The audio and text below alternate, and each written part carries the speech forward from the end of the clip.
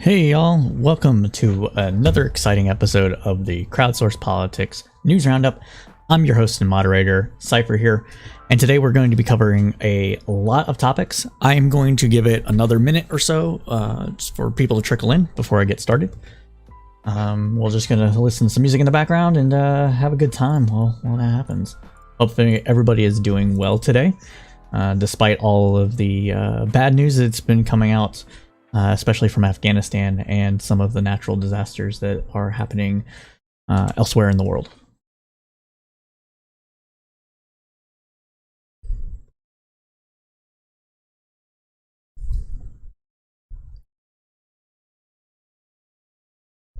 If this is your first time joining the news roundup, we do this every Thursday at approximately 8 p.m. Eastern Standard Time. Go from about 8 to about 10, covering the news from the past week, from Thursday to Thursday. And we like to have people on, ask us questions, either in chat or through our Discord. So go ahead and join the Discord where you can get all the, I think I spelled that wrong. So you can get on our community and get plugged in to the show and ask questions directly on air and make your voice heard. Also, all our news roundup shows are call-in shows, and so are most of our streaming programs. Unless stated otherwise, they are free. You're free to come into the Discord, join one of the chats, one of the voice chats, and I'll drag you into the one for the podcast specifically. We've been doing this for we've been doing a news roundup for about 4 months, and we're going strong for it. So hopefully you'll see more Twitch and YouTube political streamers join us on it as we get more popular and better established within the Twitch and YouTube political discourse communities. We also have a podcast where we will be starting that back up shortly, where we cover a variety of topics from everything from modern monetary theory to the Libyan Civil War, and everything in between. Variety of topics Episodes are about an hour or so, where we try to dive into it a little deeper and give the kind of analysis only the crowd can provide. So if you're interested in participating in that, go ahead and again hit me up on the Discord, and we'll make something work. So again, thank everybody so much for joining us today. Let's go ahead and get started with the news. So our top story today is Afghanistan. As you know, at about 4:27 a.m. Eastern Standard Time on Thursday, the U.S. Embassy in Kabul had warned Americans to avoid traveling to Kabul airport because of unspecified security threats, and advised citizens at the airport gates to leave immediately. Australia and Britain had also issued warnings that Afghanistan was facing a high threat of a terrorist attack from the Islamic State of Khorasan, or ISIS-K as it is being called now. Not many details were available at the time, but the Biden administration had previously warned this week that the Islamic State posed a threat to the evacuation mission. Turkey, which has played a significant role in airport security, has also begun withdrawing its military forces. Shortly after the warning, a terrorist suicide bombing attack at the west gate of Abbey Gate had gone off and killed at least 12 U.S. Marines and 90 Afghan civilians, while injuring at least 15 additional U.S. military personnel and dozens, if not hundreds, of Afghan citizens. Thank you for the follow. Hey, you've ever had, I'm sorry. Who's this spicy looking bloke? Have you ever had a man? No. Cool. No, I have not. Guy. So, yes, back onto the news. So, as of about 6 p.m. this evening, the President Biden vowed retribution for the complex attack in Kabul, and vowing to seek retribution on a time and place of America's choosing, simply due to the fact that American intelligence services have a decent understanding of who carried out the attack, not just the group, but who specifically within the group had planned and coordinated and directed the attack itself. There's reason to believe that it was ISIS-K or Khorasan group leaders, and the president warned, I'm sorry, I already said that. So we'll go ahead and go over to Biden's words talking about seeking retribution directly, and nope, that's the wrong thing. I should have had this set up sooner. There we go. Those who carried out this attack, as well as anyone who wishes America harm, know this: we will not forgive. We will not forget. We will hunt you down and make you pay. The attack came just... So that is President Biden's own words, straight out of the horse's mouth, about what we will do to the terrorists that carried out this attack. One of the interesting things, developments and things that have been admitted to with this, is that Marine General Kenneth F. McKenzie Jr., the head of the U.S. Central Command, had told reporters that the U.S. forces have actually relied on Taliban militants to monitor threats and in some cases thwart attacks. While U.S. helicopters, drones, and other aircraft are used to monitor crowds and search for potential attacks, like the Islamic State militants who struck outside of Kabul airport, McKenzie said that one of the last rings of security is in the hands of the Taliban, which has set up a perimeter and checkpoints outside the airport. U.S. forces have shared threat assessments and other curated information with Taliban leaders, McKenzie had said. Quote, "We believe attacks have been thwarted by them," he said, and he added that it is unclear whether Taliban members allowed the militants near the Abbey Gate where the attack occurred. One of their responsibilities is to filter people who approach the gate. In response to the attack, U.S. forces have sought the Taliban's assistance to close roads and forestall any car bombings. Officials are also investigating how the airport attack unfolded, even as U.S. troops prioritize putting distance between civilians trying to enter through the gate and where they operate. While the attacker didn't breach the gate, service members are inherently dangerous position because they have to search every potential evacuee, McKenzie said. This is a close-up work. The breadth of the person you are searching is upon you. while we have Overwatch in place, we still have to touch the clothes of the people coming in. I think you can all appreciate the courage and dedication that this is necessary to do the job, and to do it time after time. So that is one of the things that a lot of conservatives have actually given the Biden administration flack for this, because it seems to be relying on a group of people that the United States has dubbed in the past a terrorist organization. One of the realities of the situation on the ground is that the Taliban is in control of the country, and they are setting up a new government therein. So if anything is to happen, it's going to have to be coordinated with the Taliban, including this evacuation. And they are going to be providing the primary amount of security outside of Kabul and directly outside the Kabul airport where U.S. personnel is stationed. So it makes sense from a strategic standpoint to actually work with the Taliban, who hate ISIS. Absolutely.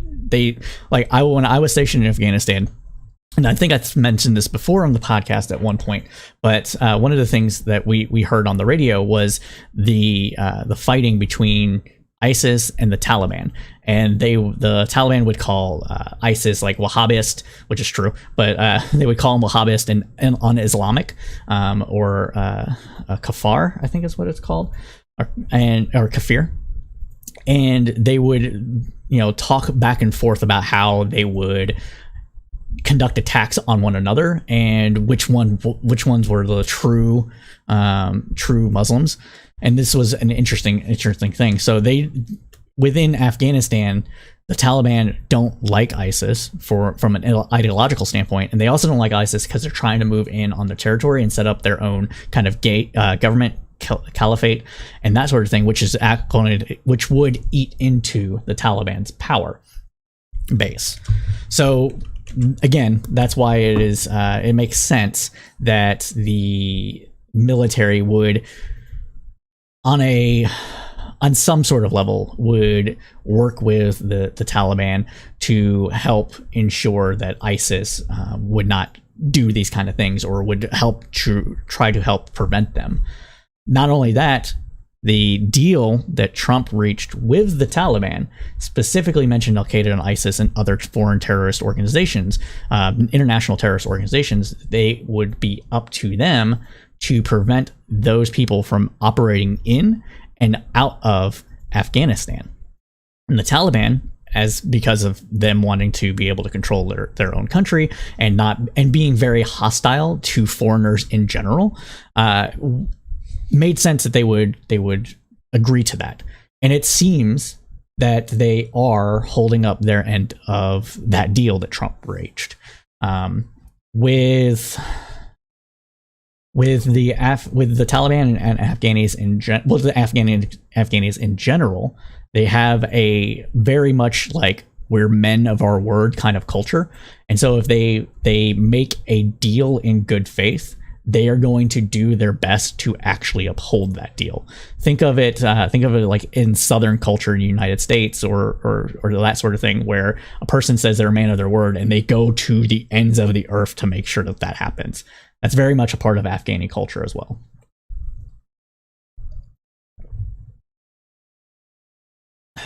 So that's one of the things there. Another thing that we have seen is that where is it? Hold on a second. I lost my place. Another thing that we saw over the last week is the massive evacuation efforts out of Afghanistan. And prior to the bombing, no, that's not what I wanted. I really need to do better. Sorry, everybody. These notes are messing with me.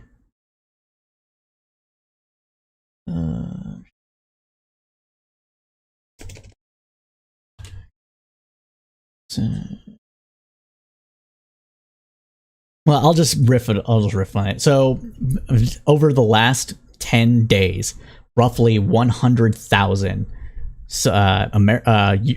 foreign and Afghanis have been evacuated out of Kabul.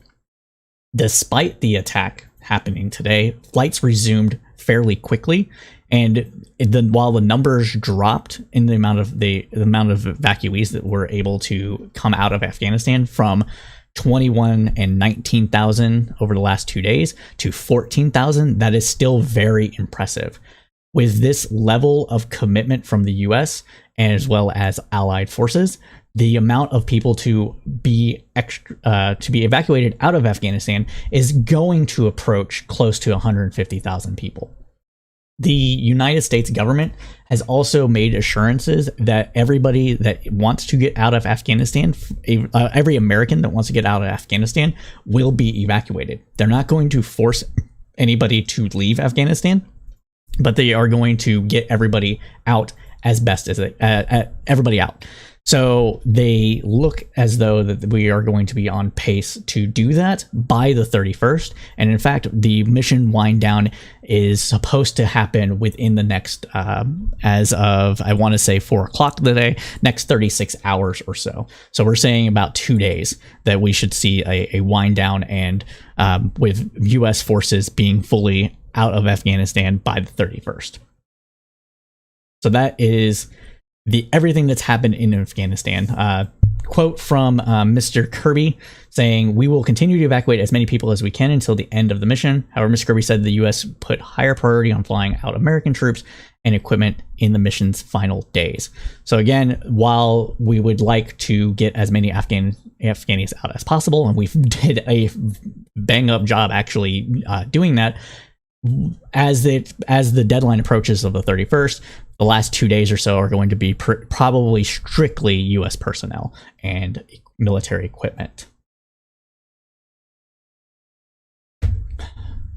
So again, everybody, thank you so much for joining the News Roundup. This is the thing we do every Thursday, again, from about 8 p.m. Eastern Standard Time to about 10 p.m. Eastern Standard Time.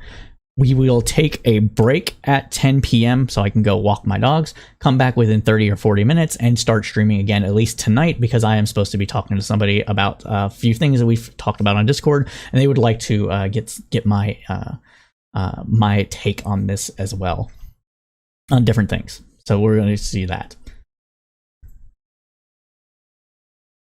So the political ramifications of the U.S. withdrawal is very it's kind of hit or miss right now. The Biden has in recent days waded into an escalating domestic debate over thousands of refugees slated to resettle in the United States.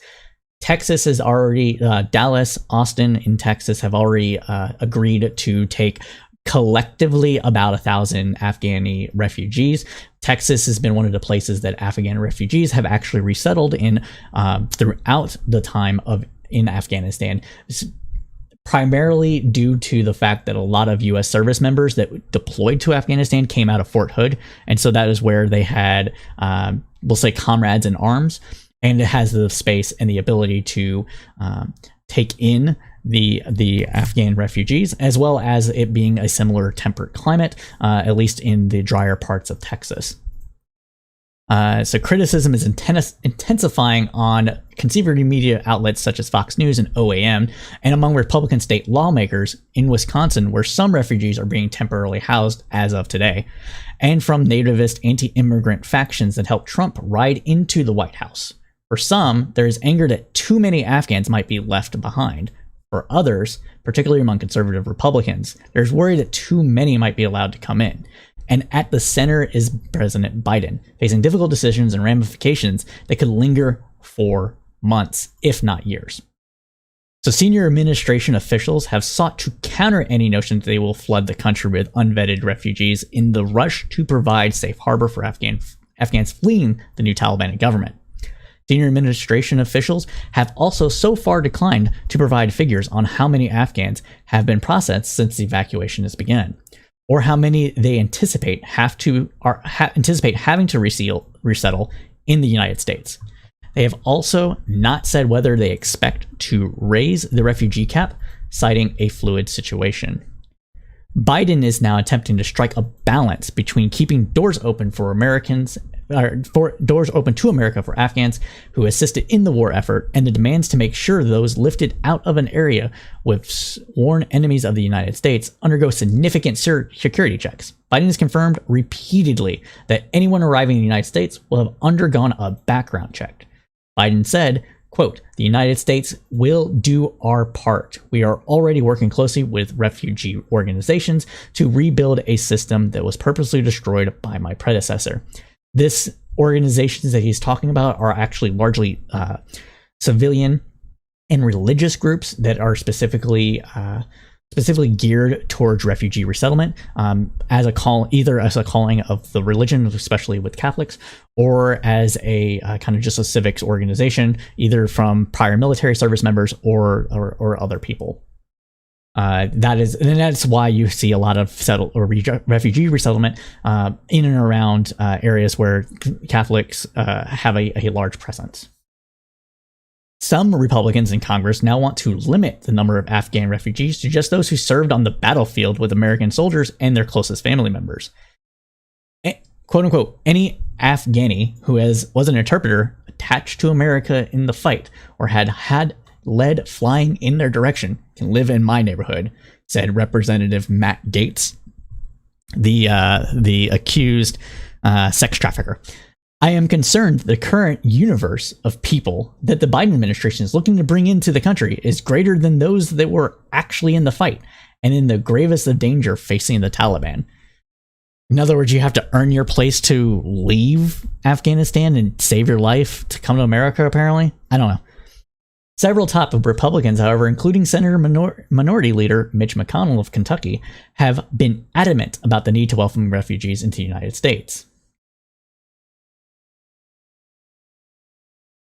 In Texas, which houses a military base where many Afghans are taken, Republican Senators John Cornyn and Ted Cruz both offered support. Again, Texas, Fort Hood, you get the deal. I said this earlier. A number of Republican governors have also said Afghan refugees will be welcome in their states, including Larry Hogan of Maryland, Spencer Cox from Utah, and Charlie Baker, governor of Massachusetts. J.D. Vance, a Republican who is running for U.S. Senate in Ohio, wrote that he would like to hear zero about Afghan refugees until we get every single American out first. Again, America first. Fuck anybody else that's around here. We have ours. Go fuck yourself. I really hate that that's a really big push among at least a sizable chunk of the Republican political establishment and those that are becoming the Republican political establishment.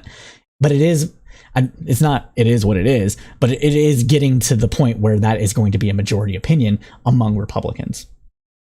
For their part, Democrats are hoping to not see any electoral backlash for the U.S. support to evacuate Afghanis. Polling suggests that even in the midst of a deep partisan divide, there is widespread bipartisan support for helping Afghan translators and others who aided in the U.S. war effort. 81% of Americans said that the United States should support those Afghans, according to a CBS YouGov poll published on Sunday, with 90% of Democrats and 76% of Republicans backing the effort. All right, what do we got here for the comments? Hey, Universal Discord, thank you for joining us. All right. So we're going to talk a little bit about the U.S. vetting process. So Biden administration officials have explained the vetting process in an effort to rebut criticisms. After flights filled with Afghans leave the Kabul airport, they said evacuees are flown into a third-party country. At that point, they undergo biometric and biographical background checks. If they are cleared, they can fly to the United States and then must submit to health screenings, which include coronavirus testing and soon will probably also include vaccinations. They fill out applications for work authorizations and are connected with refugee agencies who can help them with resettlement. Many will continue to be housed at military U.S. bases, Fort Bliss in Texas and Fort McCoy in Wisconsin, which are two of the main sites before being cleared to leave. A senior administration official could not say how long the process might take, but said the expectation is not for Afghan refugees to spend months on the military base. As to how many refugees the U.S. may admit, Biden said that he believed the United States would help evacuate between 50,000 and 65,000 Afghans, which include visa applications and their families. Refugee International president wrote a letter to Biden urging him to express the willingness to resettle up to 200,000 Afghan refugees. Today's bombing may put the project estimate in danger.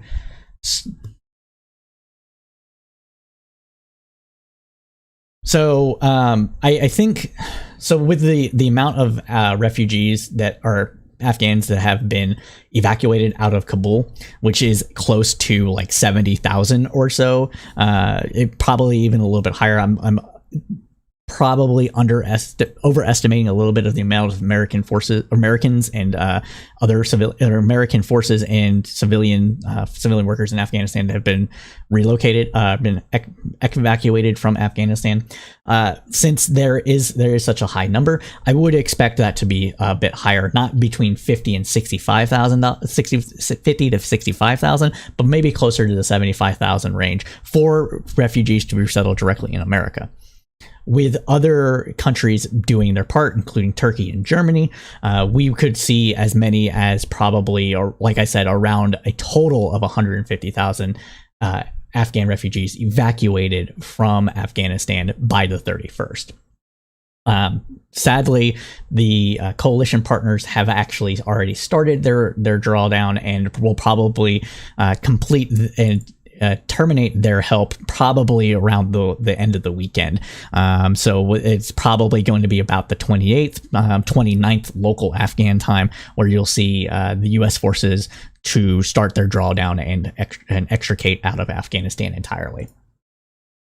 Another interesting, and this is like corporate based, probably a little bit of a just PR stunt, but this is a very good thing. And even if it's just for PR, go on them. Airbnb had actually announced on Twitter, and I've posted this on the CSP Twitter. If you like Twitter, go ahead and follow us on Twitter. Well, I'll drop memes, and whatever else the hell I feel about. And if it's something that's about me personally, I'll usually say a cipher here with something or something like that to indicate that this is me personally saying a thing rather than the cast in general. But Airbnb announced on Thursday it will allow anyone with available space to sign up to provide housing for Afghan refugees. The new initiative aims to build upon Airbnb's initial commitment to provide free temporary housing for 20,000 Afghan refugees. So that means that Airbnb will pay the bill of any Afghan refugee who has to stay at an Airbnb at least temporarily for the foreseeable future. This is ridiculously good. Now, there's problems with Airbnb's business model that we can talk about in a whole its own cast, especially around urban development and getting around hospitality laws and zoning rules. However, this initiative itself is phenomenal. 20,000. The initial 20,000 was on its own very good. You're talking 20,000 times 100, so you're talking $200,000 roughly a day being spent being spent. Probably going to be some tax write-off, so not 200,000 exactly, but 200,000 being provided, $200,000 a day being provided by Airbnb for Afghan refugees, because the average Airbnb price is anywhere between $50 and $150. So I split the difference, and it's $100. Now they're saying anybody, and that's amazing. Straight out fucking good, dude. Just so good. The company says existing Airbnb hosts can sign up to provide free or discounted stays to Afghan refugees, through its dedicated website for emergency housing. Airbnb notes it waives its fees on all refugee stays. For those who are unable to open their homes but are still eager to help, Airbnb says they can aid the crisis by donating money to support the housing for Afghan refugees. On Tuesday, we already covered that. Airbnb.org and Airbnb also extending support for federal government along with states and cities that have expressed interest in receiving refugees to help provide stays as needed. So that actually wraps up all of Afghanistan. This is kind of a new format, so that's kind of why I'm bubbling over my words a little bit, but we're getting into it, and we're going to make this show more and more professional as time goes on. And special thanks, shout out to CSP Nikki Distalia, who helps and does a lot of the curating of the news articles and helps me with summarizing and everything like that on stuff on this sort of thing. She is a great help. She is basically a producer of the show now in the background, and we are very excited that she is able to help us in this capacity, and it's fantastic. One of the things I want to announce for y'all, and I'm sure some of you seen it on Twitter, is that Crowdsourced Politics and the Crowdsourced Tribune will be giving a new monthly podcast called Cipher State. Cipher State will be a podcast directly about foreign affairs and foreign policy analysis that we will bring on policy experts, people in the field, and other political commentators from Twitch and YouTube politics. And we put together a video for the opening that I am very proud of, so I want to share it with y'all. We're going to head and go get to it. So hold on a second. Let me go ahead and restart this. If you can't hear the background music, please let me know. It's showing up on my system that it's there, but it might not. There it is. Turn it off.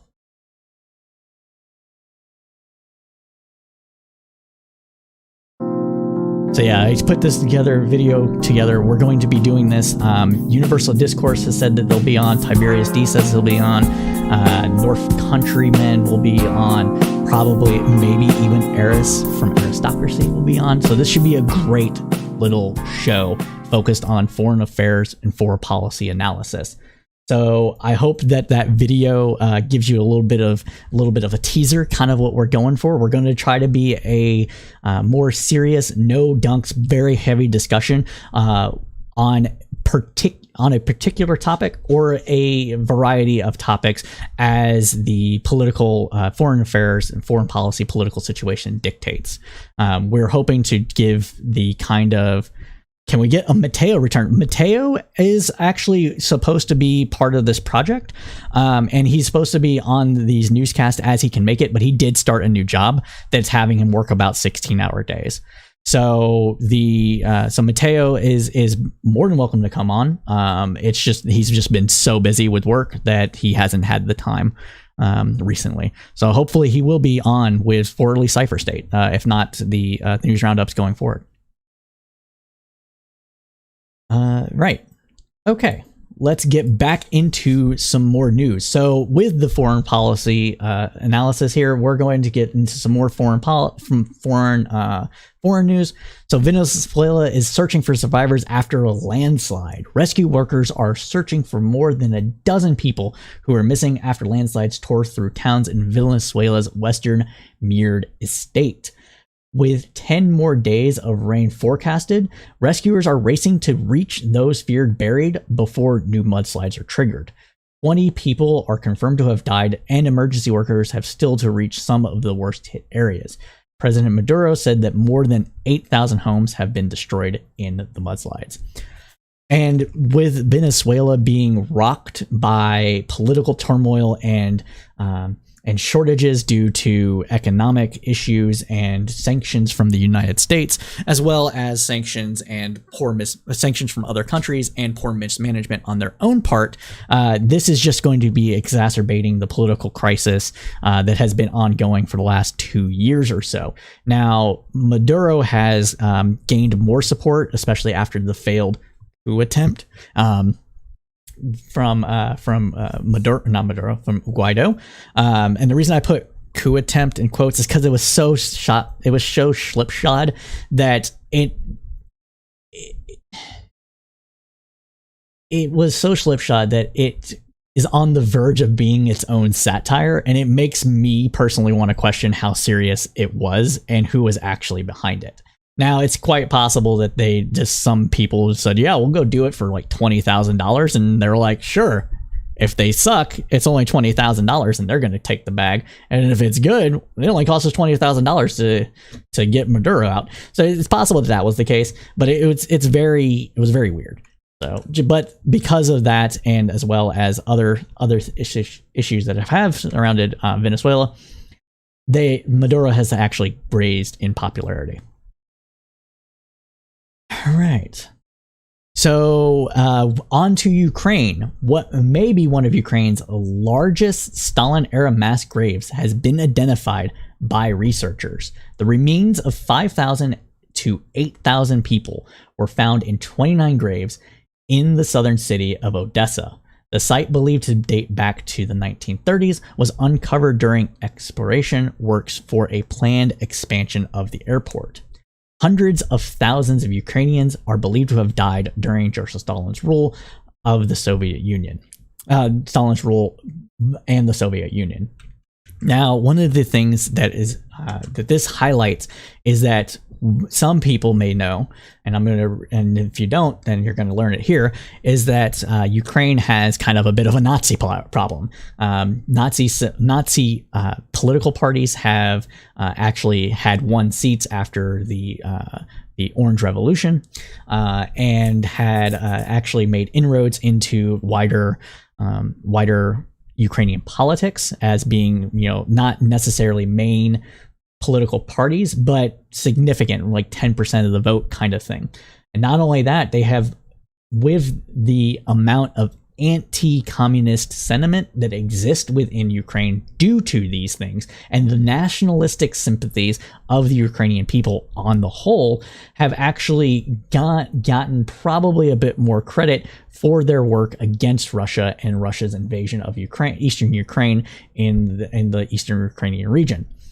So if this kind of discovery could actually help reignite those kind of sympathies and push the people to support kind of the Nazi-esque political parties and quote-unquote freedom fighters that are currently engaged with Russia in eastern Ukraine.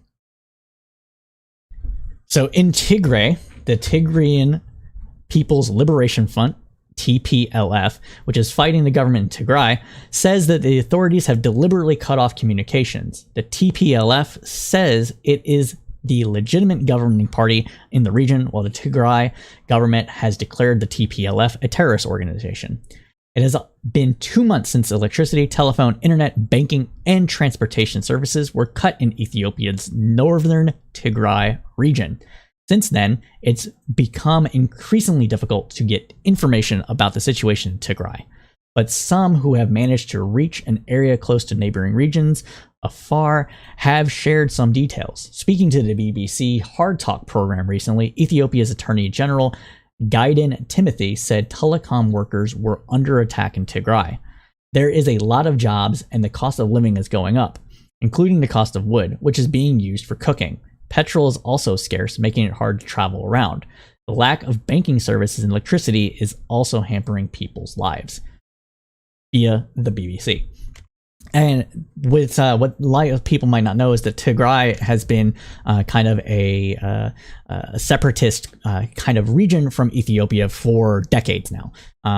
As with everything else that the British decide to carve up any willy-nilly, they didn't really look to the kind of ethnic and the ethnic tribes, so to speak, of the region before carving up these countries. And Tigray has its own kind of ethnic loyalties and tribes in that region, and so it makes sense that the Ethiopians and the people in Tigray, which I don't have their ethnicity on hand, it have tensions there. And these have, of course, boiled up and over into a open conflict in the last few months. One of our episodes for Cypher State, maybe even the first one, will do a deeper dive into the Tigray conflict in Ethiopia. So stay tuned for that. All right. So what is going on now with COVID in the US? Well, by the numbers, the daily average of new cases as of August 25th is 152,341. The 14-day change is up by 23%, which means that over the last 14 days, an increase of 23% of positive cases have been reported. Total reported is 38,364,779. Daily averages of hospitalizations as of August 25th, again, 95,240. This is up 32%. The daily average deaths as of August 25th is 1,165. That is an increase of 111%. We are in a new wave of COVID, people. The Delta variant is ripping through the country, especially in areas where vaccine hesitancy is fairly high. Hopefully one of the things that we see in the coming weeks is more vaccinations, not just due to the amount of death that people are seeing from the unvaccinated versus vaccinated, but also because the FDA has officially approved the Pfizer vaccine. Shout out to Spartacus, I think that's how you pronounce his name, who said that his reason for not getting the vaccine was because it was not FDA approved, and he put his money where his mouth is and got the vaccine and posted all over Twitter to show that he was a man of his word. So shout out to him. Thank you for doing the right thing. Try to convince your family to do so as well. But hey, you did the right thing. Thank you. Now, there have been talks about mandating vaccines. And so we're going to talk about a little bit of what the legalities of vaccine mandates are. Living through COVID now, it's hell. Get vax, please, everyone. Oh yeah, I'm sorry. Maybe it isn't me. I had heard that you had gotten COVID right before this podcast. I hope that you are doing well. You're watching me, so thank you. Take care of yourself. Drink fluid, man, and take care, man. I don't want to see you get it any worse than you've already got it. So. And I know that I'm fairly certain you're vaccinated as well. So stay strong. So in 1905, a Supreme Court case upheld mandatory vaccination to end smallpox epidemic in Massachusetts. The Jacobson versus Massachusetts ruling read, in part, quote, "The liberty secured by the Constitution of the United States to every person within its jurisdiction does not import an absolute right in each person to be, at all times in all circumstance, wholly freed from restraints."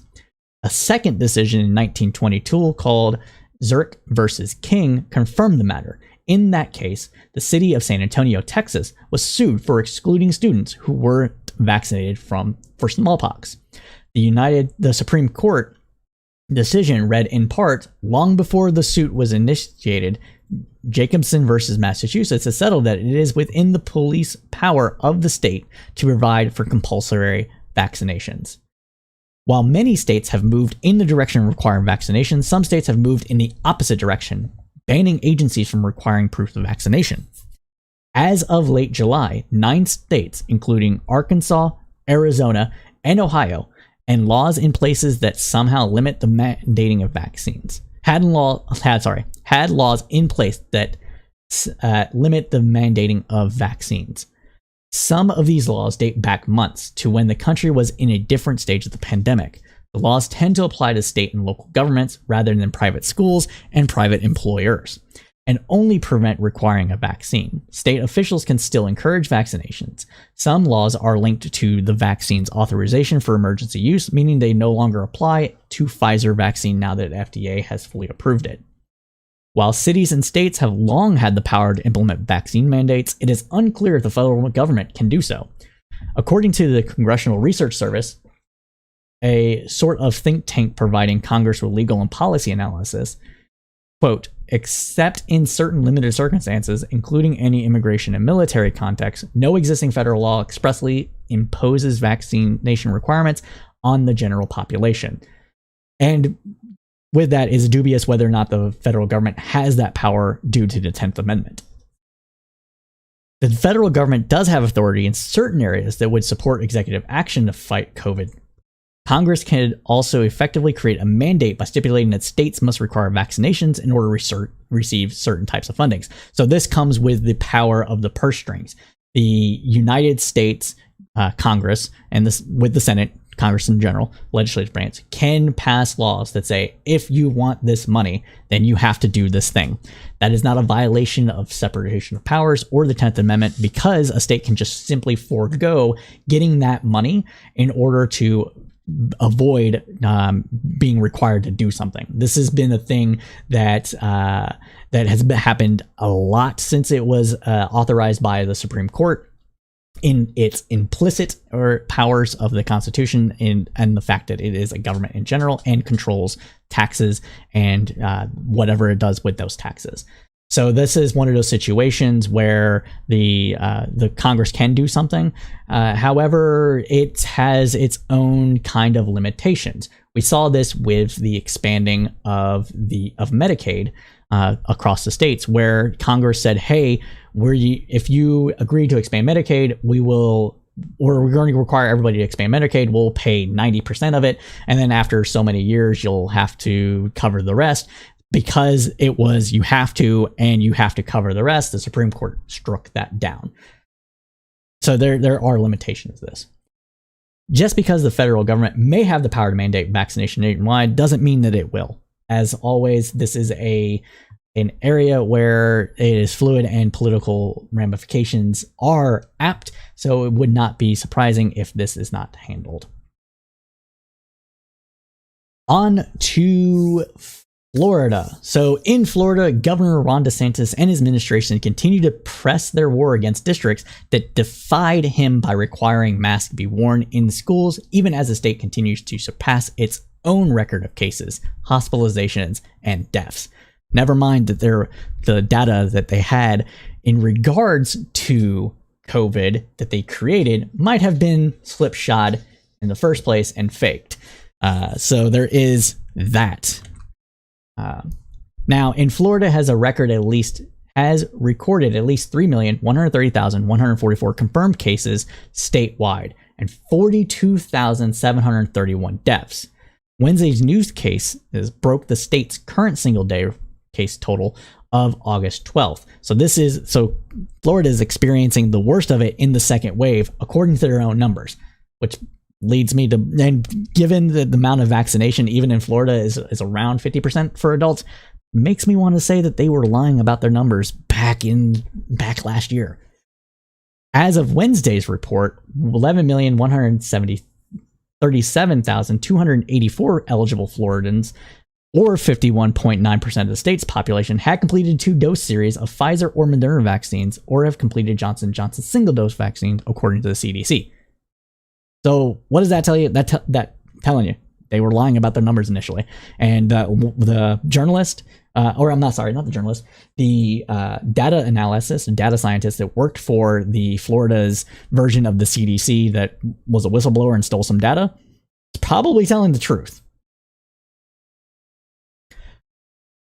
More than 350,000 students started a year in Miami-Dade County public schools, one of 8 districts that have imposed mask mandates against an explicit order by DeSantis to let parents decide on masking, as COVID rates have skyrocketed in the state.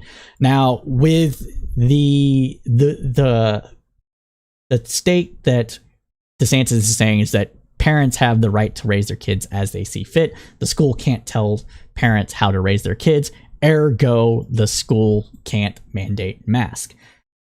This is complete abdication of any sort of social responsibility whatsoever. And it is very upsetting to me personally that they would put the desires of politically ignorant parents over the lives and safety of children. Not just the children of the parents that are refusing to send their kids with a mask or telling their kids explicitly don't wear a mask, but everybody else in that building. Now, I say this because masks have shown to reduce, if both people are wearing it, if everyone is wearing it, reduce transmission spread by as high as 60%. So that means that out of the chances are reduced by 60% of catching COVID, you still have a 40% chance of catching it, but the slowing of the spread of the virus is very well contained to a degree by simply wearing a mask. So yeah, it's getting really bad, and just goes to show you pediatric rates of COVID-19 infections, especially with the Delta and Delta Plus variants, are sharply rising across Florida, with as much as 1/4 of new cases being reported by people under the age of 19. Hospitalization rates of young people are rising as well. And while at the beginning of the pandemic, it didn't appear that COVID-19 impacted children as much as it impacted adults, and that gave people hope to be able to open schools and all that stuff, the new variants do seem to be impacting kids a lot more. Still less than adults, but way more than what was done previously under the original strain of COVID-19. Oh, excuse me. So with that, you're seeing kids that have very low or no symptoms after catching COVID, as stated in this program on this show specifically a couple of weeks ago, is that kids are starting to develop long COVID and a syndrome that has the body's blood cells attacking some of its central organs, critical organs, and causing a ton of different issues within children. So mask up your kids. Get your kids vaccinated as soon as possible. You don't want your child to have deal with a lifelong complication due to something that is for a good percentage preventable. Now, DeSantis, despite all this, is moving ahead to punish districts that have mask mandates. First targeting those in Electrica and Broward County because they were the first to require masks. On last Friday, state officials demanded they drop their mandates on school board members who supported the mask mandate would lose their pay. They're going after the pay of public officials that are trying to keep the public's best interest at heart.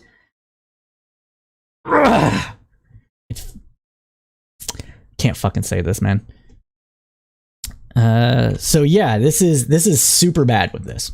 So bastards should charge with child. I agree. Maybe it isn't me.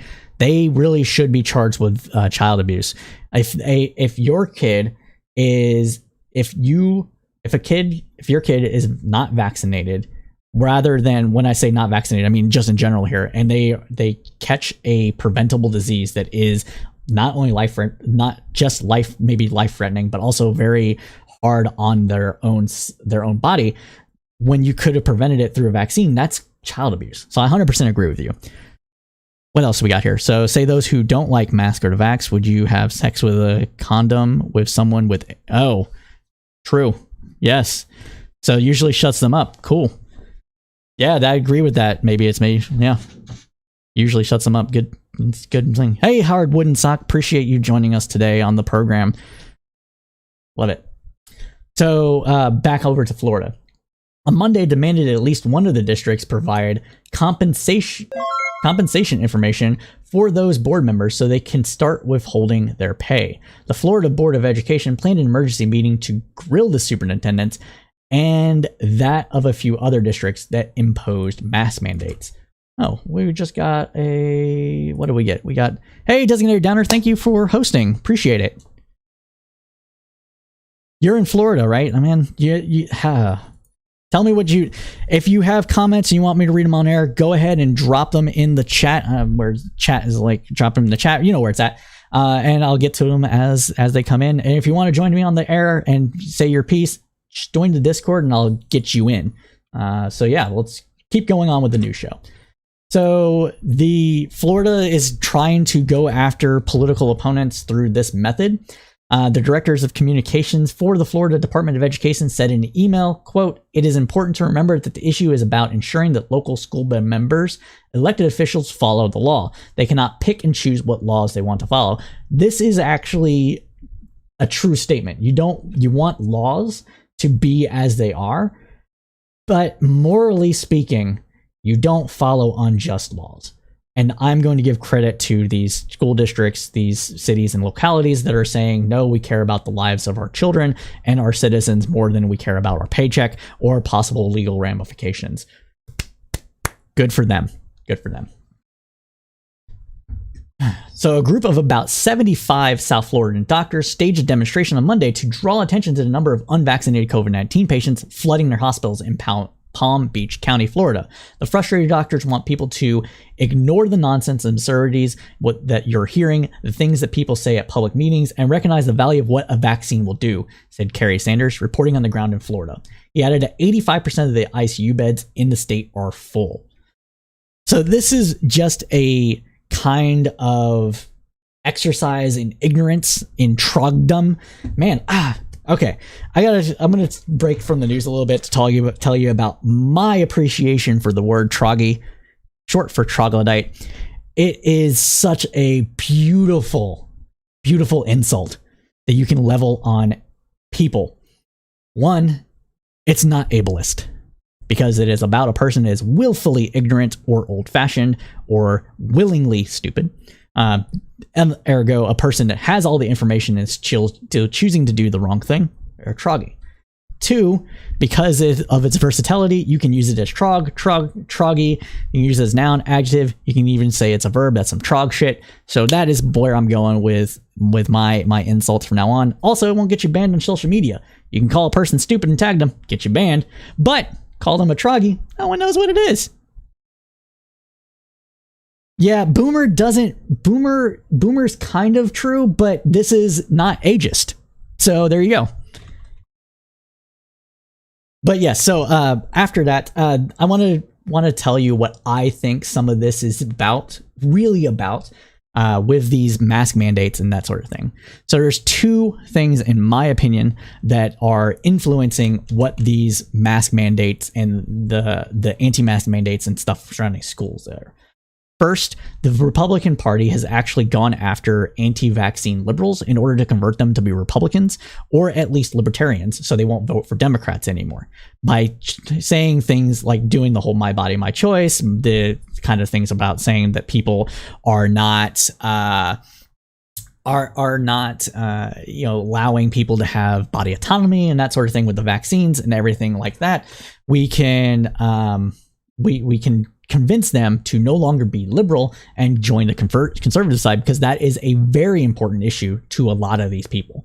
So the whole anti-vaccine thing has become a key part of identity for a lot of people. And so if they're able to wedge in there to break the mostly liberal people away from the Democrats and convert them to conservatism based on this one issue, they're going to do that. Secondly, and I think this is actually more important, is that they want to destroy public education. Or at least public education as we know it. If you have been paying attention to anything surrounding schools over the last 20 years or so, Republicans have staunchly been pro-school voucher and private education. Betsy DeVos, Trump's Secretary of Education, very much tried to shape the entire education system within Michigan, specifically Detroit, to a more parochial, aka religious, and private school system based around vouchers. This actually proved to be very successful from a political standpoint, because a lot of parents felt that they were more invested in their children's education. But as far as actual outcomes for children, it had absolutely positively no impact whatsoever on positive impact on children. People felt better about it, but children weren't actually being better educated. Children that of the rich, or basically to children of the upper middle class to middle class, might have benefited a little more by being able to take tax dollars away from a public school, putting it into a pocket, and then subsidizing their entry into the private school system. But by and large, it had no impact on poor people, or it had negative impact on poor people, as people with social economic with social economic problems being kicked out of private schools where they might be able to thrive or do better due to either behavioral issues or the like. So if you attack public schools in a way that, one, you're making them not safe for children, you're offering people stipends or tax credits to send kids to other schools, you're getting both liberals, or at least liberally minded people, and conservatives to back voucher systems. Because if the public can't offer safe and reliable schools to children, then liberals are going to be like, well, maybe I need to send my kid to a private school. And conservatives don't want their kid being indoctrinated with this liberal Antifa agenda, CRT rot in the brain bullshit. They already are part of that. And that's what I think this is. It's to destroy public education, make it private, make it a money-making scheme for private schools and grifters and that and the like. Give more money to Wall Street as they invest in private education, setting up different things. And another reason is to attack the public sector unions. Republicans don't want public sector unions to exist whatsoever, but with teachers specifically, are a majority Democratic supporters. It's the trifecta, people. If you can hit everything that you don't like in one blow, you're gonna go for it. And that is 100% what I believe with this. Don't let them fucking lie to you. All right. So, similar things are happening in Texas. We've covered Texas here pretty extensively because that is where I reside. I am a resident of Texas. I am not a Texan because I am not from Texas, but I am a transplant thanks to the military. And so Governor Abbott is doing similar things. And there are school districts in Texas, specifically Bexar and Travis County. Bexar County Bexar County comprising of the city of San Antonio and outlying areas, and Travis County comprising of Austin City, the city of Austin, as well as outlying areas, are trying to impose their own mask mandates and fighting the governor on this with tooth and nail. There's been some back and forth with legal judgments. In Texas, the Supreme Court and a lot of judgeships are actually voted on, so they're skewed heavily Republican because they gerrymandered the fucking judge districts as well. Gerrymandering, the bane of my fucking existence. It's okay, I'm good. But so there are people doing that. A lot of Austin ISD, which stands for the Austin Independent School District, which is just what the fancy name that different school districts in Texas are called. They're called independent school districts per the Constitution, are trying to impose mask mandates and also offering hybrid learning situations. So there's similar things are going on in Texas. It's a bit more muddled simply because of how the law is being done with the passage of the approval of the Pfizer vaccine. And so this is what is confusing. As of Wednesday at 4:10 p.m., Texas Attorney General Ken Paxton, the guy that should be in fucking prison, has promised, he's a Republican, of course, has promised that anyone who defies the governor's ban on local mask and vaccine mandates will be taken to court, with violators facing up to $1,000 fine. Paxton, however, seemed to undercut those threats in court filings this week, shared by the attorney for Harris County, one of the many entities suing over the ban, as liberal urban hubs clash with their conservative state leaders concerning school mask mandates. Neither Governor Abbott nor Attorney General Paxton will be enforcing the ban, Paxton's office wrote in a filing dated August 24th, which argued that Harris County must sue whoever is responsible for carrying out the measure. In other words, they're too chicken shit to go after people and use taxpayer dollars in this effort to do so. So they're trying to impose their will on the cities and localities to do their fucking dirty work for them. Citing the Texas Supreme Court, the filing said that the governor cannot prosecute local leaders for their defiance. The attorney general cannot bring such criminal prosecution without the participation of a district attorney, it adds, and Harris County has no credible threat of prosecution by local district attorneys. Harris County's attorney Christian D. Menfee said in a statement Wednesday that Paxton is telling one story to the public and another to the courts, creating confusion for school districts, superintendents, local officials who are trying to keep students and residents safe as the Delta variant worsens. So yeah, all up and down the South, all through the Midwest, the Bible Belt, we're seeing conservatives saying, fuck the mask mandates, fuck your lockdowns, fuck the vaccine. I'm doing it live. If I die, I die until, they almost die. And then it's God and country and save me, please. It's very frustrating. And I'm sure that you're all frustrated as well. But again, this is not the Friday News Roundup. That's NPR's program. We're doing it first, everybody. This is the Crowdsourced Politics News Roundup. I'm your host and moderator of this program, Cypher here. This is a weekly show that we do at 7 or 8 p.m. Eastern to about 10 p.m. Eastern Standard Time. All our shows are call-in shows, so please go ahead and join the Discord. Links are wherever you're watching this, and I will drop the link in the chat here as well. If you want to get on the program and get your shout on, or you want to talk to people and have your thoughts aired on our program, go ahead and please do it. My duty is to report is now, can I get mod? I don't even know who you are. I don't know who you are, man, or person that I don't know. So if you know me, hit me up in the Discord so I can see who you are, and then we can talk about it, but I don't know you. Anyways, again, like I was saying, 8 p.m. to 10 p.m. Eastern Standard Time. Call-ins, welcome. Please come on. Now, one of the other things that we are seeing back onto the news though. One of the other things that we're seeing here in the United States, which is what this program is focused on, is culture war coming back to the school board meetings this year. We're seeing it all again. Same playbook over and over and over, where conservative activists and people that don't even have kids in the district, which honestly, I don't have that much of a problem with. We'll get into that. In the district, are flooding school board meetings to make their voices heard and make sure that the evils of liberal and communist CRT is not taught to the children because it is evil. Now, if you can't tell, I am very much against these people.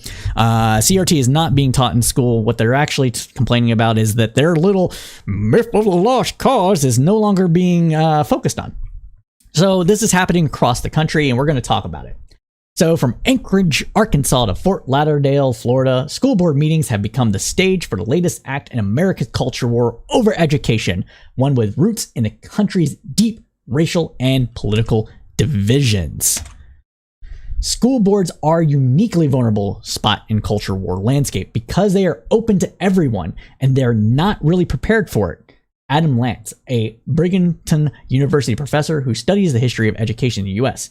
You can go down to a meeting at 7:30 on Thursday and you'll yell at someone rather than just feeling adrift in the changing culture. Many meetings across the United States have been disrupted or even canceled. In Bend, Oregon, proceedings had to be put on hold twice in 2 weeks as angry parents shouted at school board members and heckled a Spanish language interpreter. Because, if you're speaking Spanish, clearly you're not American. You need to get out. But, fuck these people. The school board in Clarkston, New York canceled its August 12th meeting when members of the public refused to don masks. On the same day, the school board serving the affluent communities of the Palos Verdes Peninsula near Los Angeles walked out when 100 protesters affiliated with the anti-mask group Let Them Breathe refused to wear mask coverings. The board members reconvened the meeting from their home via Zoom. Others have gone further. In Fort Lauderdale, Florida, a man wearing a t-shirt read, "Not vaccinated," poured lighter fluid on a tray full of masks and set it on fire. After the school board approved a mask mandate for a community near Pittsburgh, Pennsylvania, one man stood and performed a Nazi salute, while another shouted, "You made Dr. Miguel proud," referencing the Nazi torturer and murderer. God, these people are so hyperbolic. A fucking mask is not an intrusion on your fucking personal rights. Oh my God, I can't breathe. I'm just like Ayn Rand. Not Ayn Rand, I'm sorry. That's a different person. I'm just like Anne Frank. Oh my God. No, you're not. Shut the fuck up. Put on the mask, you stupid fucking troggy. One of the most chilling scenes occurred in Williamson County, Tennessee, just south of Nashville, where hundreds of parents protested in a parking lot outside the building where the school board just approved a temporary mask mandate for elementary school. Video captured the crowd menacing a departing parent who had spoken in favor of masks. Quote, "We know who you are. You can leave freely, but we will find you," said one protester. "You will never be allowed in public again," said another. When the board later reconvened for a special meeting, law enforcement used handheld metal detectors to scan the audience, a first for a school board meeting in the district. This level of engagement with and anger about the policy set by the country's more than 13,000 schools is unprecedented. said the interim executive director of the National School Board Association. While school policies have long garnered intense local interest, this degree of sustained scrutiny of school boards across the country is new. Not all parents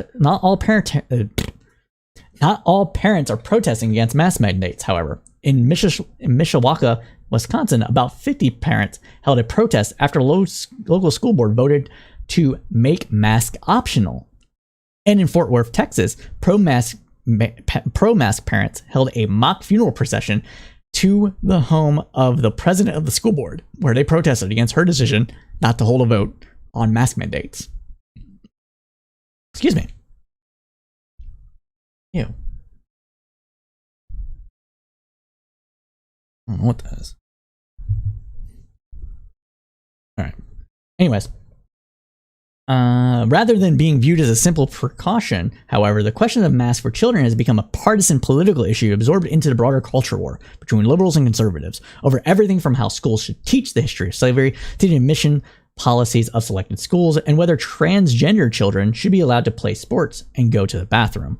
National political leaders and conservative institutions have played an active role in stoking the surging school board activism, with groups such as the Heritage Foundation and Manhattan Institute promoting the false idea that CRT is taught in public schools, and former Trump administration officials establishing new organizations to fund school board campaigns. Again, it's mostly AstroTurf.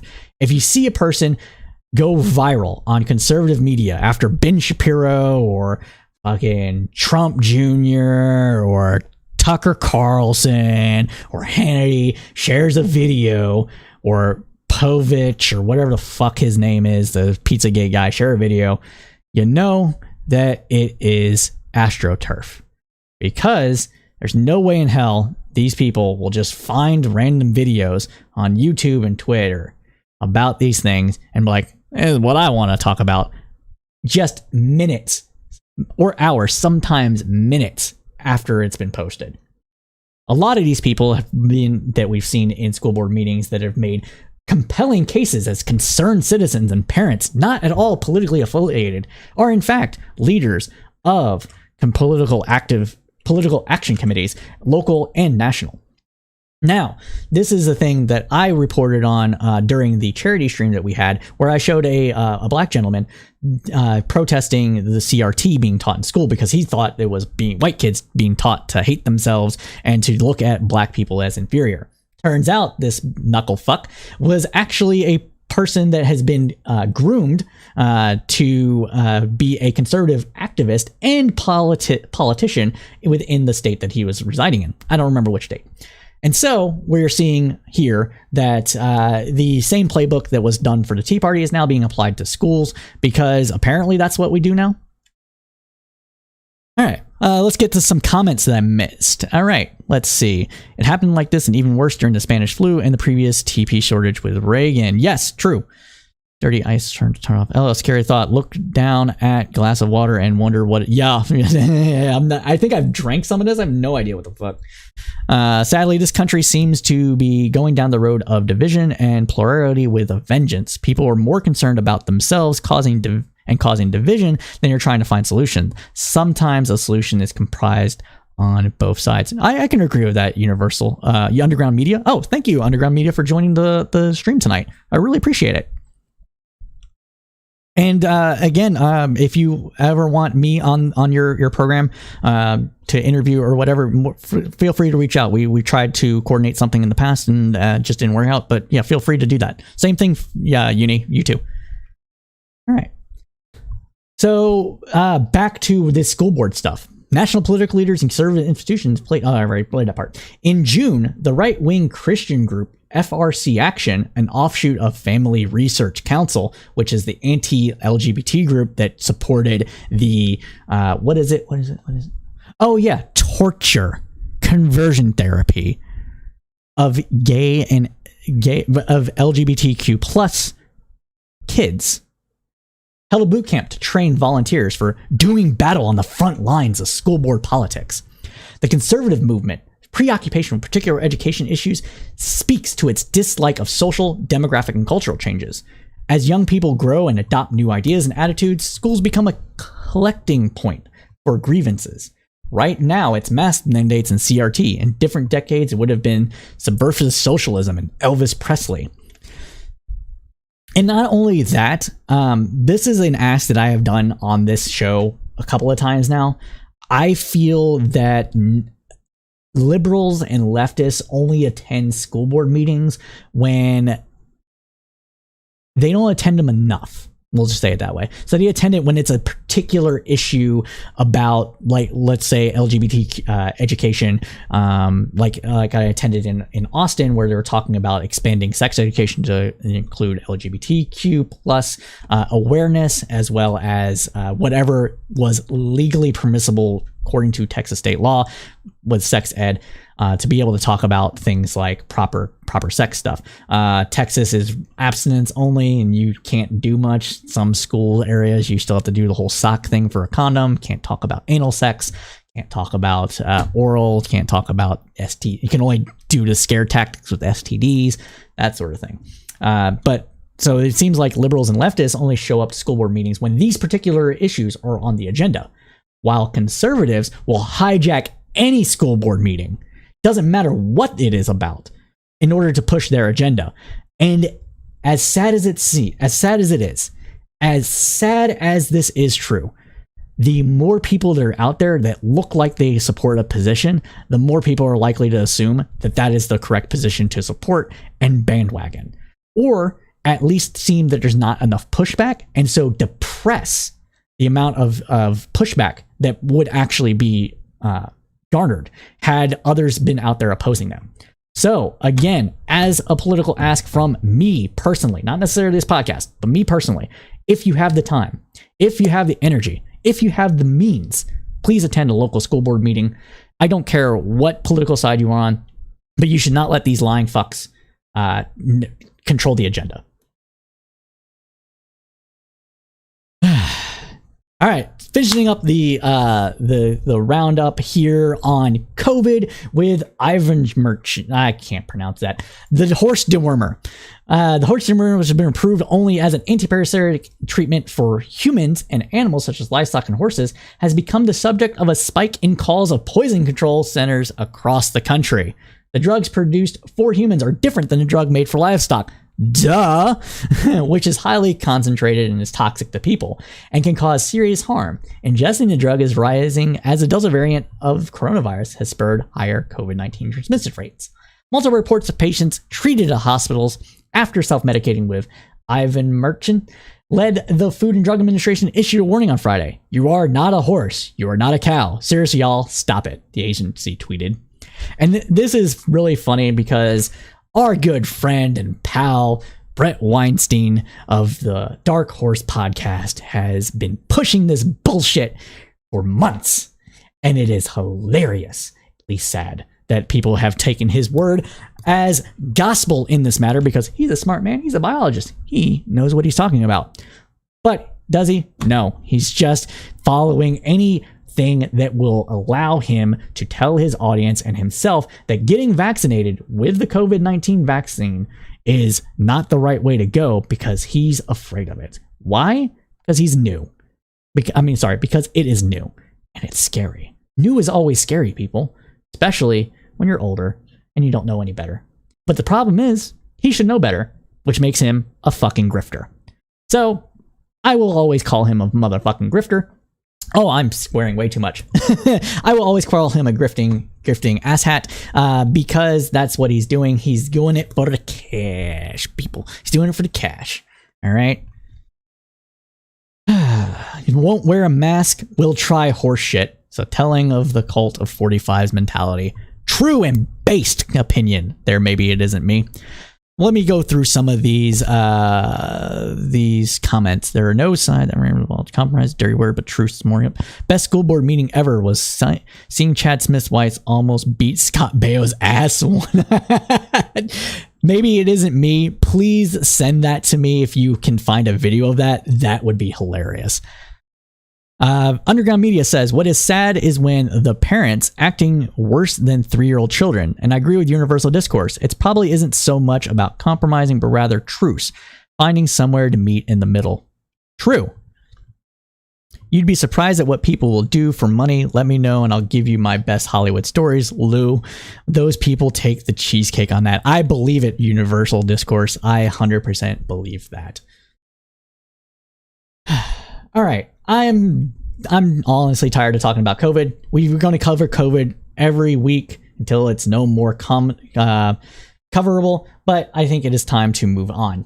Now, we at Crowdsourced Politics and the Crowdsourced Tribune being our parent organization that is a nonprofit budding media organization that includes this podcast, this news roundup, the Crowdsourced Politics podcast, and the soon-to-be Cypher State, as well as a budding writers guild, also runs political discourse communities and social communities. One of those communities is on Facebook, the Tribune Commons, and you can find that on the link that should be coming shortly. Hey, yeah, that was the right one. All right, you can find that on the link I just shared in chat. So if you do Facebook and would like to participate in our growing community, we're about 450 in our personal community with an extended community of about 1,000 people. If you want to participate in some of the debates and you do Facebook, go ahead and join the Facebook group. And as always, join the Discord, because the Discord is how we do things like charity stream, or not charity streams, but things like how we share videos and that sort of things, that sort of stuff as well. So if you do Discord, please join the Discord. It's also how you can be part of the show and where some things that aren't possible on Facebook can happen. Now, on to actually, I will be quickly right back. I need some water, like a minute tops.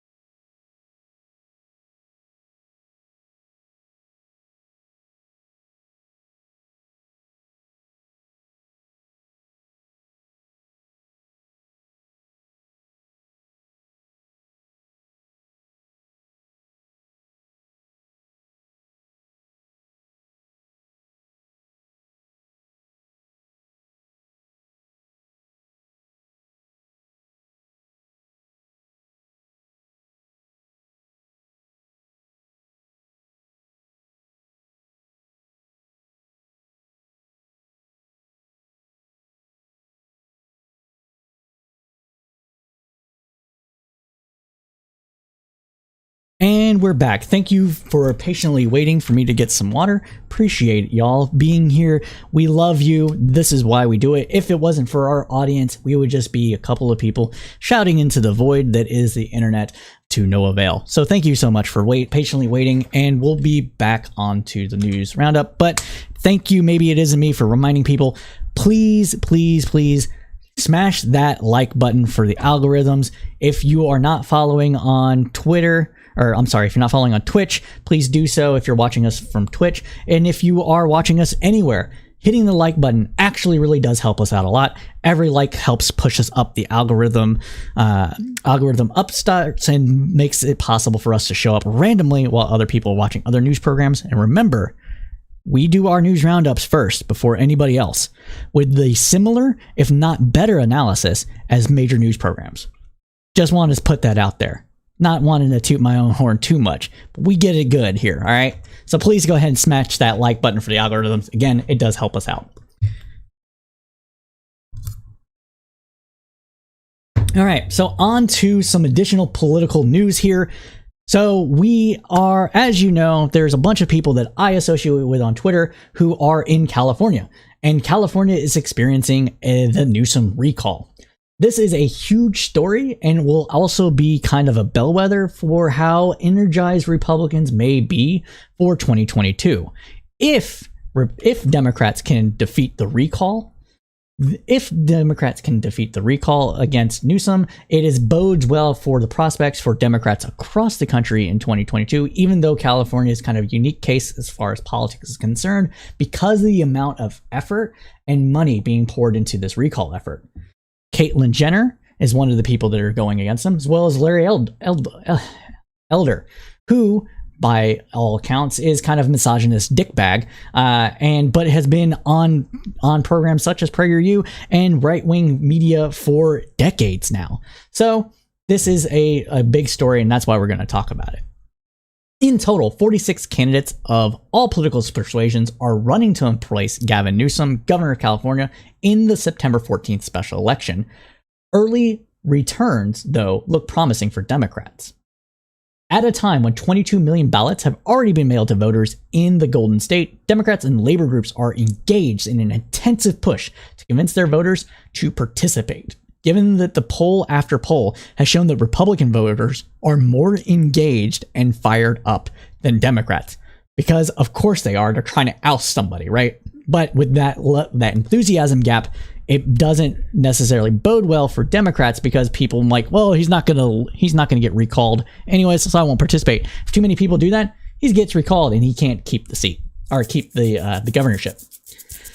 The intense canvassing efforts pushed by Democrats and ally groups to counter disengagement among Democratic voters will get a boost from the White House on Friday when Vice President Kamala Harris, California's former U.S. Senator, rallies voters with Newsom in the Bay Area. The White House also announced Wednesday that President Joe Biden will campaign for Newsom in California as well. Another thing that should be noted is that Kamala Harris worked closely with Newsom as AG, and so they have shared political history and trajectory. In raw numbers, Democrats have a clear advantage in the state where they outnumber Republicans by nearly 2-1. But many longtime California strategists say it is difficult to predict what the turnout universe will look like in an off-year election in September.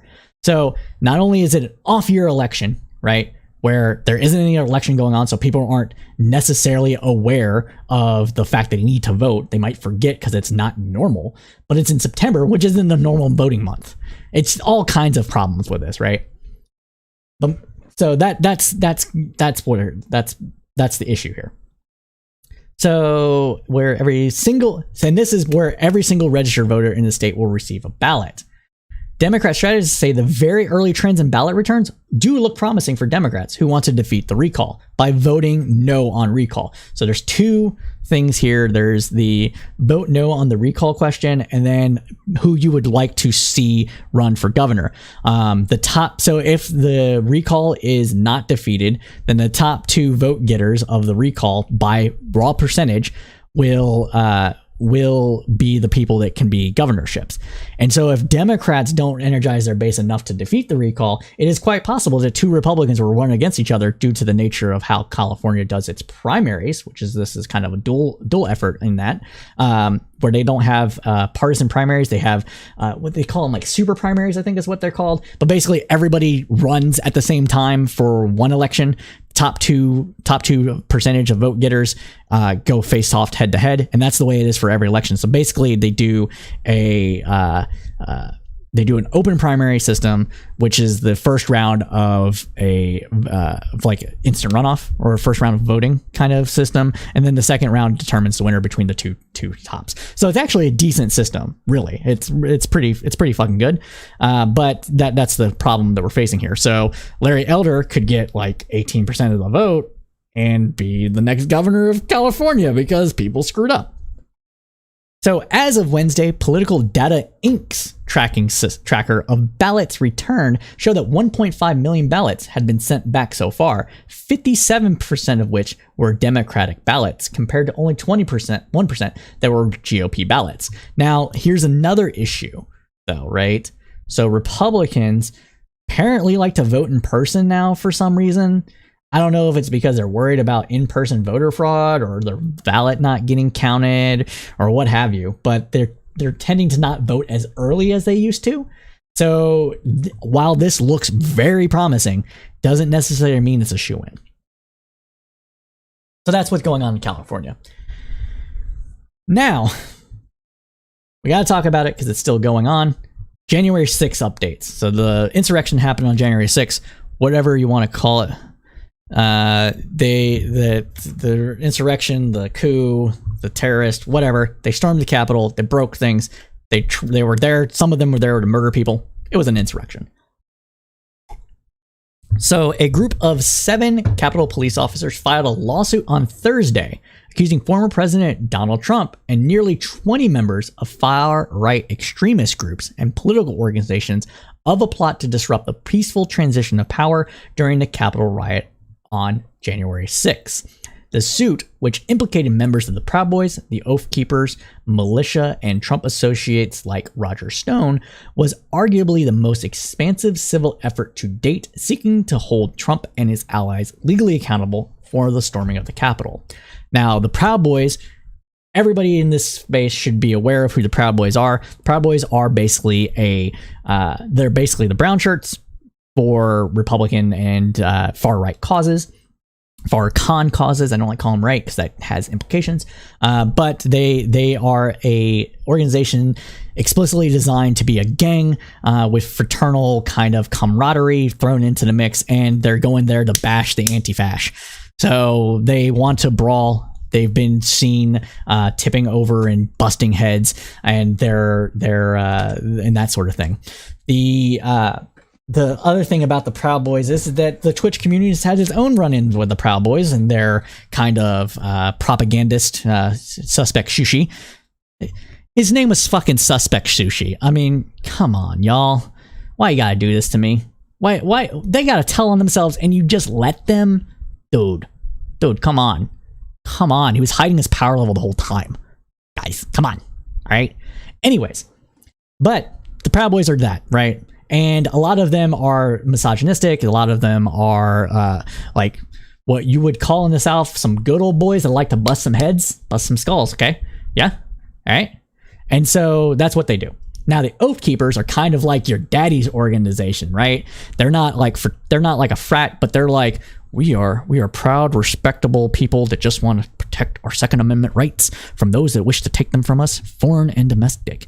But let's be realistic here. They came into existence right around Obama. A lot of them are have racist people in their groups, in their local organizations. The person that runs the organization was planning and planning and scoping out, doing reconnaissance on prior to January 6th. He's been recorded saying that he would like to see Obama murdered, like all sorts of this stuff, right? Yours truly was almost suckered into this group before I joined the military, mind you. And I was on one of their first boards. All right. Yeah. So that's happened, right? So back in 2007, when they were a budding organization that were trying to like look like they were some sort of tough shot group that was just budding and wanted to protect Second Amendment and people from like thugs or whatever, they were out recruiting, and I stumbled upon them. I don't remember how. I think it might have been debatepolitics.org. Could have been the Darkfall forums. One of the two. Darkfall is a PvP MMO. It's not important. Anyways, I might have discovered them there. And they tried to recruit me. I suspected something probably after the 4th interaction with them, going back and forth through emails and stuff. So I was like, I'm out. All right. I don't remember exactly what it is because it was so long ago, so I can't say exactly what it was. But I had a little funky feeling, and so that's why I didn't engage with them. So those are the two big groups that are there, and so don't let these people lie to you when they tell you who they are through their actions. Believe them. All right. Keep your friends and family away from these people. That's all I'm saying, man. Like, you know, there's some militias that are okay, I guess. Some militias actually work with like socialist gun clubs because their big point is to be, if the government ever tries to go off on people, they'll protect people from the government, and that's all fine and dandy. But if you're that partisan like the Oath Keepers and Proud Boys are, you're not a good organization. You're just an ideologue that wants to bust skulls. All right, that's my piece on those groups. So there are 3 other similar lawsuits filed in recent months. The suit on Thursday was the first to allege that Trump worked in concert with both far-right extremists and political organizers, promoting his baseless lies that the presidential was marred by fraud. This is probably the most comprehensive account of January 6th in total of civil cases, said Edward Casper, a lawyer who is leading the suit for the Lawyers Committee for Civil Rights under law. It spans from the former president to militants and his campaign supporters. The suit contends that Trump and his co-defendants violated the Ku Klux Klan Act of 1871. Wow, they're taking it way back. A section which includes protection against violent conspiracies that interfere with Congress's congressional duties, or Congress constitutional duties, rather. It also accuses the defendants of committing biased, motivated acts of terrorism in violation of the District of Columbia law. The use of civil litigation to hold Trump and many in his orbit accountable for the events of January 6th have taken place while the DOJ has undertaken the largest criminal investigation in its history, that of the Capitol attack. A select committee of Congress has also opened its own inquiry into the riot, and on Wednesday, members of the committee made a far-reaching request to several federal agencies for detailed records of Trump's movements and meetings on the day of the attack. The new lawsuit alleges that the conspiracy to disrupt the election started as early as May of 2020, when Trump began complaining on social media that the mail-in voting could, quote, lead to massive fraud. So what this is it was a buildup. This was a concern. This was a telegraph. This was to sow the seeds of distrust in the process should he have lost. Now, Trump, having the Mercers on his side, probably knew that he was going to lose and there was nothing that he could do about it. So this is what that is. Now, that's me editorializing, giving you my opinion a bit on here, but I think that's what it is. The lawsuit also refers to Trump's statement during the presidential debate last September when he appeared to summon members of the Proud Boys, telling them to stand back and stand by. I'm going to get canceled for this. I think he just misspoke a little bit, maybe. It was weird. He told them to stop, and I think he was told that he had power over them, so he told them that. But they took it as a thing, and he ran with it afterwards. So he still fucked up, but I think we make a lot of hay out of that comment more than maybe we should. The following month, according to the suit, Stuart Rhodes, the leader of the Oath Keepers, appeared on InfoWars, predicting an impending civil war and vowing to post armed members of his group outside Washington in order to save the White House from the massive hordes of Antifa and communists that want to destroy our country. The suit also mentions other steps along the path to January 6th. In late November, it says a California-based political organizer named Alan Hotsetter, who believed the election was stolen, posted a video on the internet claiming that people at the highest levels needed to be made an example of with an execution 2 or 3. Hotstetter was charged in June with conspiring to storm the Capitol with members of 3% militia movement. We on this program actually have an episode about the 3%, about militias and their movement. I think it's called 3%. I'm going to drop the link in the chat really quick so that you guys can listen to that at your leisure. I think we covered it pretty well. We go all the way back to the 80s with our analysis and history about militia movements. So that is a Spotify link for y'all. It is called, and if you miss it later or you just hear this on the cast and you don't see the link, the episode is episode 26, the 3% militias and their movement, published October of 2020. Again, we like to do things ahead of time. We have the kind of analysis, we have the know-how. You should check it out. Now, back on to some positive news, y'all. If you are a liberal, if you are a leftist, you should be very, very, very happy with what is coming out of the infrastructure and budget resolution bills in Congress. The House voted to approve a $3.5 trillion budget resolution, advanced a bipartisan infrastructure bill, and moved forward with sweeping voting rights legislation. All positives, all big things that Joe Biden wanted to be approved of. Sadly, chances are the voting rights legislation is going to stall in the Senate due to the fact that it can't be included in budget reconciliation, but parts might be able to with spending and purse string pulls and stuff like that. So we'll see. But the bipartisan $1.2 trillion budget infrastructure bill, which is going to pass, hands down, it's already made it out of the Senate. House just needs to approve it. House wants to get that $3.5 trillion budget resolution as well within budget reconciliation before Biden's end of Biden's first year in office. These are giant movement of economic growth engines that we have here. These are going to cause good times ahead because it is going to not slosh so much money in the economy per se, but it is going to lead to job growth, especially among people of quote unquote lower skill. It's going, and anytime infrastructure is improved, it has knock-on effects, hand over fist knock-on effects on people's lives and the improvement of the economy in a whole. We are talking magnitude here, people, magnitudes. So you should be very happy about this. Very happy. After centrists threatened to derail Democrats' economic agenda by pushing for swift approval of the Senate-passed infrastructure plan, party leaders pledged to vote on it by September 27th, though the pledge is non-binding.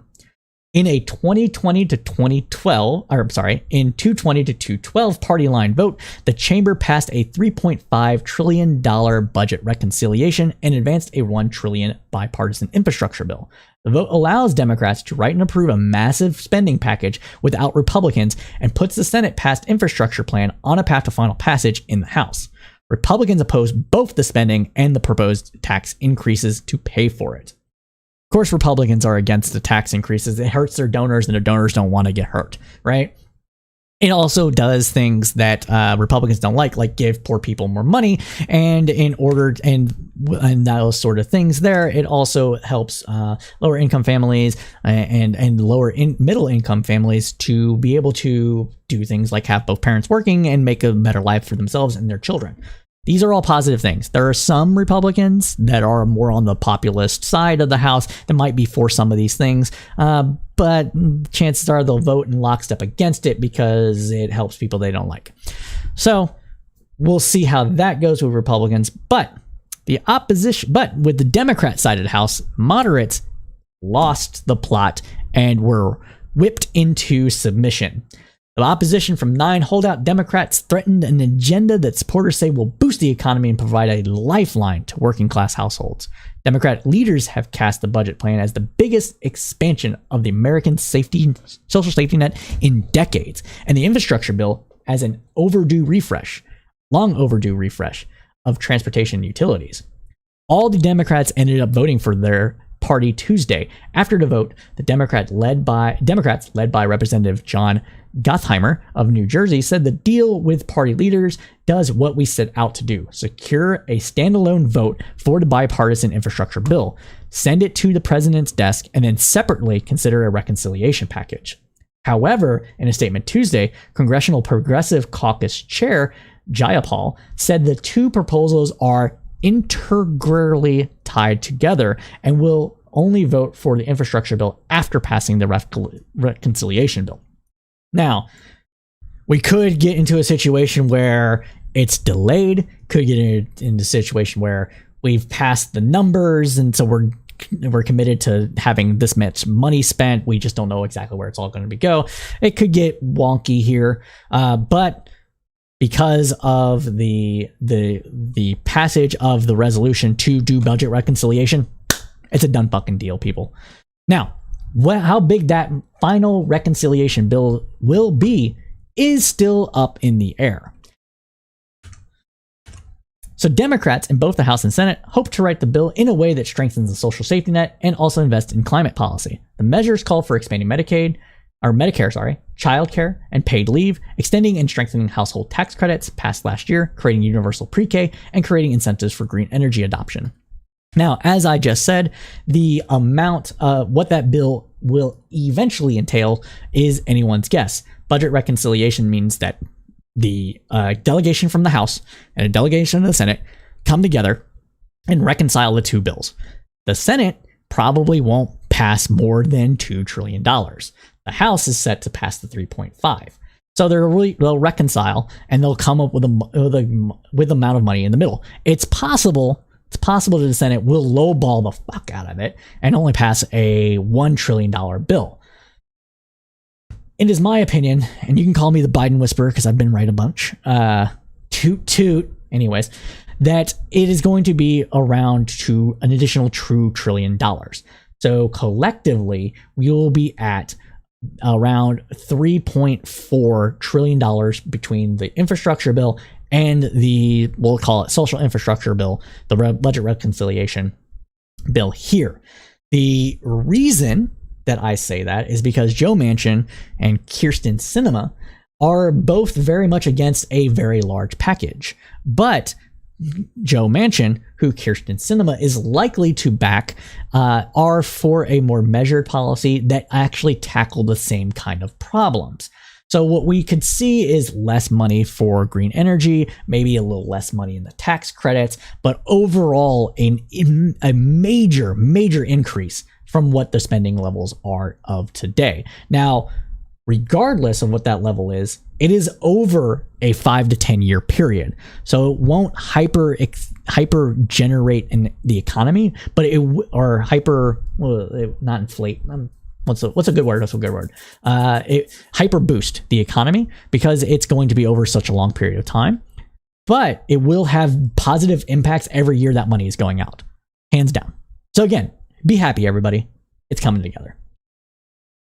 Now, we at the news roundup here like to do some things that we like to call little segment News of the Weird. I should make a little video for News of the Weird, but we'll see that.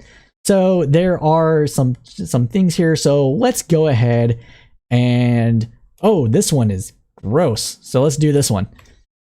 So we're going to do a News of the Weird segment about Belgian woman. And we're going to watch this video. It's from People, so take it as you are. And yeah, let's do it. Hopefully it loads. All right. Okay. Gotta wait for the ad, everybody. I'm sorry, I'm making you guys watch an ad for vacation. What state is this? Arkansas. Oh man. Sorry, made you watch this. Watch a thing for Arkansas. So we're gonna watch this here. Zoo is making headlines after. Oh, hold on.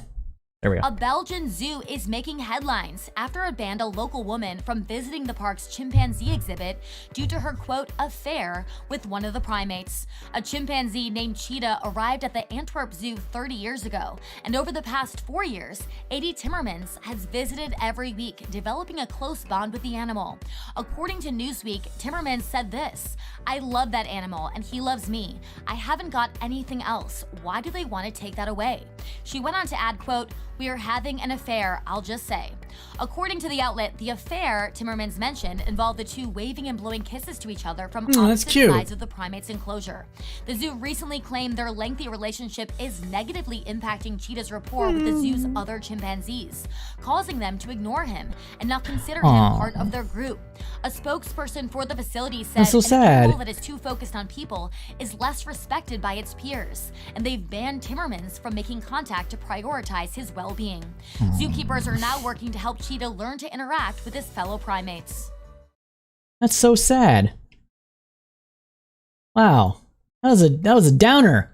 That was a downer. See, I just was I muted? No, okay. I just watched that for y'all. It's my first exposure to it as well, and that's kind of a downer, man.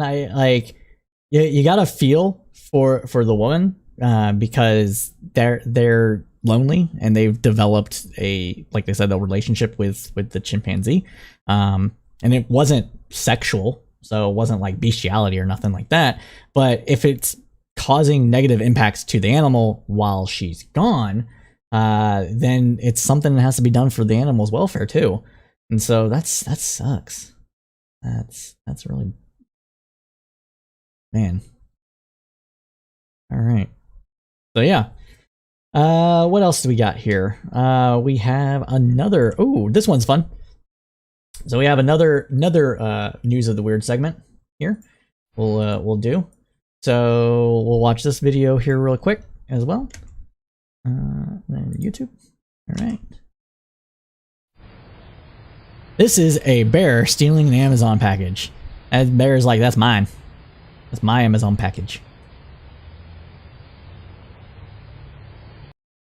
So here we have, as August 24th, a Connecticut homeowner who reviewed security footage to find what happened to the missing Amazon package was shocked. Shocked, they say. Absolutely gobsmacked about a bear stealing their package. So Kirsten Levine of Bristol wondered what happened to her Amazon package, so she checked her doorbell camera only to find a black bear was the culprit.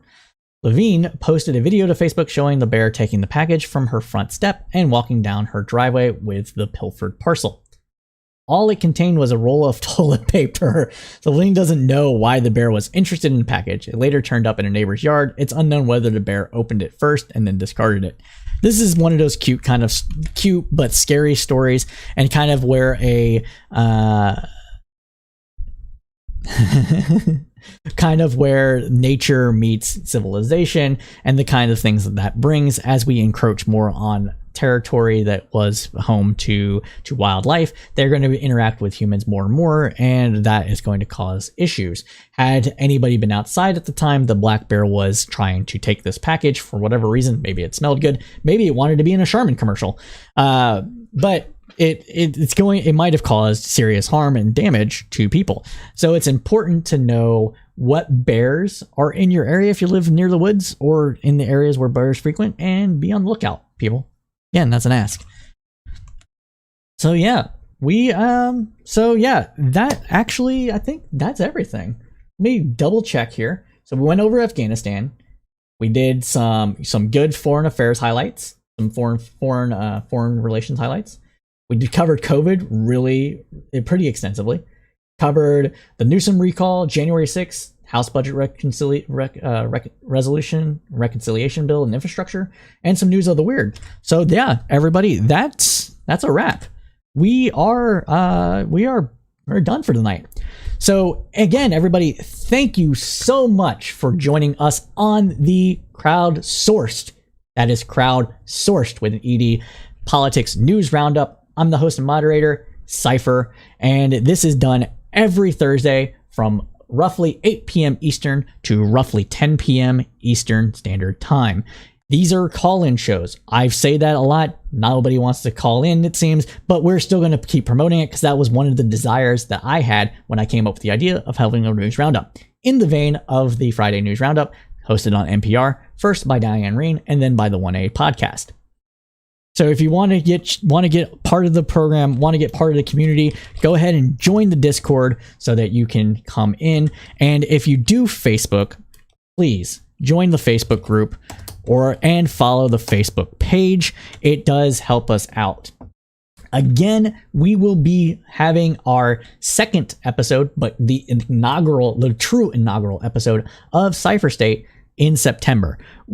As of right now, I'm still coordinating times with some people, but it looks like that we'll probably be airing it live on the 19th, more than likely. So stay tuned for that. I'll be posting it on the Discord and Twitter and Facebook when the date is finalized, and I have everybody that wanted to be involved input on the date they're in. And so if you like foreign affairs, if you like foreign policy, Cypher State is the show that you want to watch. It will be a more deep dive into a particular topic or cover a little host of topics, probably 3 at most topics that deal with foreign affairs, foreign relations, policy, and policy analysis. So check out Cypher State wherever you get your podcast.